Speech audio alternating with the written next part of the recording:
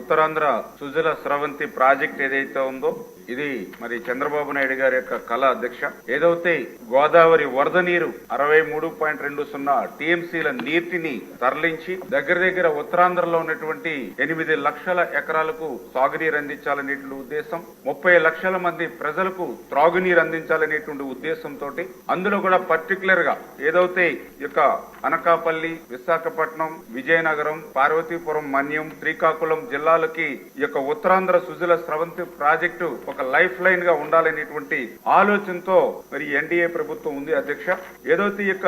ఇంత ఇంపార్టెంట్ అయినటువంటి ఉత్తరాంధ్ర సుజల స్రవంతి మరి ఏదైతే ఆ రోజు 2009లో మరి 7,214 కోట్లకి పరిపాలనా పరమైనటువంటి అనుమతులు ఇచ్చారు తప్ప తర్వాత ఈ యొక్క పనులకు సంబంధించి ఏం మాత్రం కూడా జరగనటువంటి పని మీ దృష్టికి తీసుకొస్తున్నాను అధ్యక్ష. అటువంటి సందర్భంలో ఏదైతే 2014లో తెలుగుదేశం ప్రభుత్వం అధికారంలోకి వచ్చిన తర్వాత ఆ రోజు 2017లో ఆ రోజు చంద్రబాబు నాయుడు గారు మరి ఫేజ్ 1 గా ఏదైతే 10 టీఎంసీల నీటిని దగ్గర 1,30,000 ఎకరాలకు సాగునీరు అందించాలనే ఉద్దేశంతో అధ్యక్ష ఈ ఫేజ్ 1 లో మీది కూడా నర్సీపట్నం, అందులో కూడా 40,000 ఎకరాల వరకు కూడా ఇందులో ఉంది. ఈ రకంగా ఆయన ఏదైతే 2,022 కోట్లకు ఆ రోజు టెండర్స్ ని పిలిచడం జరిగింది. ఫేజ్ 1 లో దగ్గర కొంత ఎర్త్ వర్క్ అదేవిధంగా సర్వే మాత్రం జరిగినటువంటి స్థితిలో మళ్ళీ 2019లో ప్రభుత్వం మారడంతో 2019, 2024 5 సంవత్సరాల్లో గత వైఎస్ఆర్సీపీ ప్రభుత్వం ఈ ఫేజ్ 1 కి చేసింది 0 అధ్యక్ష. అదేవిధంగా ఏదైతే 2020లో ఆర్భాటంగా ఫేజ్ 2 అని చెప్పి ఏదైతే 15,028 కోట్లు ఫేజ్ 2 కి, ఫేజ్ 1 కి 2,022 కోట్లు, మొత్తం 17,050 కోట్లు పరిపాలన అనుమతులు అయితే ఇచ్చారు తప్ప 5 సంవత్సరాల్లో 5 రూపాయల పని కూడా గత వైఎస్ఆర్సీపీ ప్రభుత్వం చేయలేనిటువంటి పరిస్థితి రికార్డుల పరంగా కూడా ఉన్నటువంటి పరిస్థితి అధ్యక్ష. మరి ఇటువంటి స్థితిలో ఏదైతే మరి ఈ రోజు మేము కూడా ఆ నివేదిక తెప్పించి పరిశీలన చేసినటువంటి పరిస్థితుల్లో ఏదైతే ఇక ఫేజ్ 2 కి సంబంధించి ఇంకా మెయిన్ కెనాల్,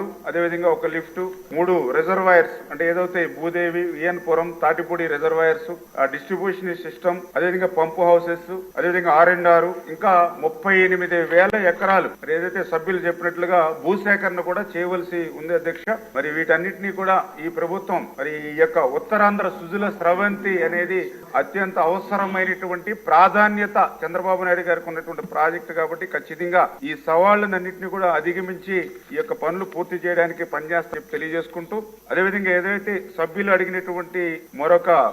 క్వశ్చన్ ఏదైతే శారదా నది మీద ఏదైతే బ్యారేజీల నిర్మాణం జరుగుతుందని అన్నారు. ఏదైతే ఈ శారదా నది అనేది అనంతగిరి నుంచి ఎస్రాయం వరకు 125 కిలోమీటర్లు ఏదైతే ఉందో మరి ఇక్కడ గ్రోయిన్స్, చెక్ డ్యామ్స్ అంటే దగ్గర 24 స్కీమ్స్ వరకు కూడా ఈ శారదా నది మీద ఉన్నాయి. ఈ దగ్గర 40,000 ఎకరాల వరకు కూడా ఆయకట్టుకి మరి సాగునీరు అందిస్తూ ఉంది. అయితే దురదృష్టం ఈ యొక్క స్కీమ్స్ అన్ని కూడా గౌరవ సభ్యులు చెప్పినట్లుగా శిథిలా వ్యవస్థలో ఉన్నటువంటి పరిస్థితి వాస్తవం అధ్యక్ష. అందులో కూడా పర్టికులర్ గా 4 స్కీమ్స్ అయితే మొత్తం దెబ్బతిన్నటువంటి పరిస్థితుల్లో 2018లో మనం పునః ప్రారంభించాలనే ఉద్దేశంతో ఆ రోజు తుమ్మపాల గ్రోయిన్ మరి ఆ రోజు 23.86 కోట్లు 2018లో నిధులు మంజూరు చేశాం. మరి తర్వాత దురదృష్టం 2019లో ప్రభుత్వం మారిన తర్వాత ఈ పనులన్నీ కూడా నిలిపివేసినటువంటి పరిస్థితి అధ్యక్ష. మరి అదేవిధంగా ఏదైతే గోకివాడ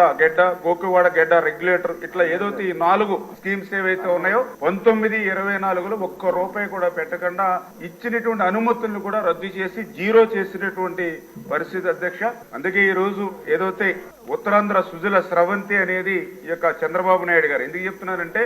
నదుల అనుసంధానం అనేది చంద్రబాబు నాయుడు గారి యొక్క ఆశయం. అంటే ఏదైతే గతంలో మన తెలుగు బిడ్డ కేఎల్ రావు చెప్పేవాడు ఏదైతే ఈ యొక్క గార్లెండింగ్ ఆఫ్ రివర్స్ అని ఏదైతే నదుల అనుసంధానం ఆ రోజు కేఎల్ రావు గారు చెప్పారు, దాన్ని ఈ రోజు ఆచరించాలి. తద్వారా ఆంధ్రప్రదేశ్ రాష్ట్రాన్ని భవిష్యత్తులో ఒక కరువు రహిత రాష్ట్రంగా మార్చాలనేటువంటి ముఖ్యమంత్రి గారి ఆలోచనల ప్రకారం ఈ ఉత్తరాంధ్ర సుజల స్రవంతిని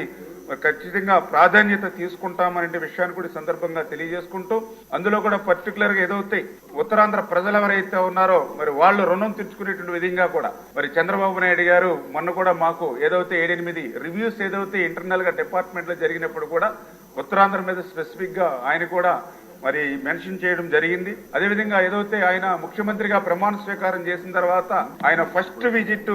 మరి ఏదైతే పోలవరం ప్రాజెక్ట్ ని సందర్శించడం, అదేవిధంగా నెక్స్ట్ సెకండ్ విజిట్ కూడా పోలవరం ఏదైతే మెయిన్ లెఫ్ట్ కెనాల్ ఏదైతే ఉందో దాన్ని పరిశీలించడానికే వచ్చారని అంటే చాలా క్లియర్ గా ఆయన ఉద్దేశం ఏదైతే ఉత్తరాంధ్ర సుజల స్రవంతికి ఈ యొక్క మెయిన్ లెఫ్ట్ కెనాల్ గోదావరి వరద నీటిని ఆ ఉత్తరాంధ్రకు పంపించాలనేటువంటి కృతనిశ్చయం ఆయన ఉద్దేశం కనపడుతూ ఉంది అధ్యక్ష. అందుకే ఏదైతే మాకు కూడా ఆల్రెడీ పరిపాలనా పరమైన అనుమతులు కూడా ఆ పోలవరం మెయిన్ లెఫ్ట్ కెనాల్ కు సంబంధించి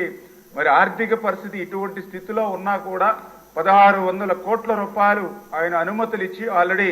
టెండర్లు దశ కూడా పూర్తి చేసుకున్నటువంటి పరిస్థితి అధ్యక్ష. అంటే వచ్చినటువంటి 5 నెలల కాలంలోనే ఆర్థిక పరిస్థితి చిన్నాభిన్నమైనటువంటి స్థితిలో కూడా ఆ పోలవరం లెఫ్ట్ మెయిన్ కెనాల్ కి మరి ఫస్ట్ ఫేజ్ గా 1600 కోట్ల రూపాయలు నిధులు ఇచ్చి ఇప్పుడు టెండర్స్ పిలిచి ఏదైతే పనులు రేపు నెలలో ప్రారంభిస్తూ ఉన్నామనంటే ఉత్తరాంధ్రకు ఈ యొక్క ముఖ్యమంత్రి గారు కానీ ఎన్డీఏ ప్రభుత్వం ఇచ్చేటువంటి ప్రాధాన్యత అదే ఒక ఉదాహరణ అనే విషయాన్ని కూడా తెలియజేసుకుంటూ ఖచ్చితంగా రేపు భవిష్యత్తులో కూడా ఆ పనులను కూడా అనుకున్నటువంటి సమయానికి దానికి కూడా నిర్దేశం కూడా ఇచ్చారు అధ్యక్ష. ఏదో మనం టెండర్స్ పిలిచాము ఏదో 4 సంవత్సరాల్లో 10 సంవత్సరాల్లో కాదు, మాకు టైం బాండ్ కూడా ఆ ఏదైతే మెయిన్ లెఫ్ట్ కెనాల్ వర్క్స్ కూడా ఇమ్మీడియట్లీ నెక్స్ట్ మంత్ స్టార్ట్ చేసి వచ్చే సీజన్కి అంటే 2025 జూలై కల్లా ఏదైతే ఆ యొక్క గోదావరి వరద నీటిని ఉత్తరాంధ్రకు అందించాలనేటువంటి విధంగా చంద్రబాబు నాయుడు గారు కూడా మాకు నిర్దేశం చేయడం జరిగింది. తప్పనిసరిగా ఇవన్నీ కూడా పూర్తి చేస్తామని చెప్పి మీ ద్వారా తెలియజేసుకుంటున్నాం అధ్యక్ష.